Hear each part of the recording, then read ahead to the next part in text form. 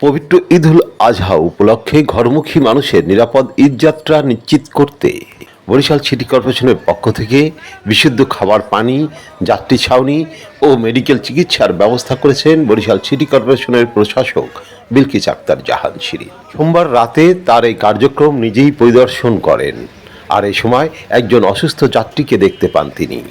যাত্রীটি বাকেরগঞ্জ উপজেলার গারুলিয়া ইউনিয়নের বাসিন্দা। তাকে চিকিৎসা সেবা দিয়ে দ্রুত সুস্থ করে তোলার চেষ্টা করে সিটি কর্পোরেশনের ভ্রাম্যমাণ চিকিৎসক টিম।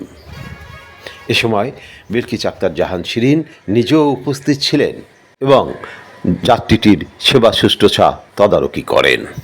জানা গেছে, অজ্ঞান পার্টির খপ্পরে পড়ে যাত্রীটির এই অবস্থা হয়েছে।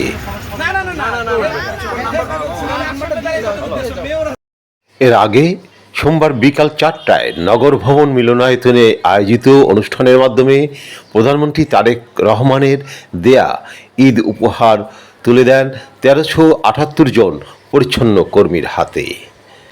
এবারই প্রথম পরিচ্ছন্ন কর্মীরা ঈদের উপহার পেল বরিশাল সিটি কর্পোরেশন কর্তৃপক্ষের পক্ষ থেকে। আর এ নিয়ে খুশি নগর ভবনের প্রতিজন পরিচ্ছন্ন কর্মী। জেলার নেতৃবৃন্দ আছেন, আমাদের সিটি কর্পোরেশনের প্রধান, আমাদের যারা কর্মকর্তারা আছেন, আমরা সবসময় এই সরকার, আমরা বিএনপি সরকার, সিটি কর্পোরেশন, বিএনপি নেতৃবৃন্দ, আমরা সবাই একই সুতায় গাঁথা। আমরা সবাই জনগণের জন্য, জনগণের পাশে থেকে জনগণের জন্য কাজ করতে চাই। এটাই এই সরকারের ইচ্ছা এবং এই সরকার বিএনপির নির্বাচিত যে সরকার, সেই সরকার সেভাবেই পরিচালিত হবে আপনাদের পাশে থেকে এবার শুরু করে। যার জন্য ওনাদেরকে ওনাদের কাজে ফিরে যেতে হবে। আপনারা আপনাদের দায়িত্ব সঠিকভাবে পালন করবেন। আবারও বলছি, আপনাদের পাশে আমরা থাকবো ইনশাআল্লাহ। সবাইকে ধন্যবাদ।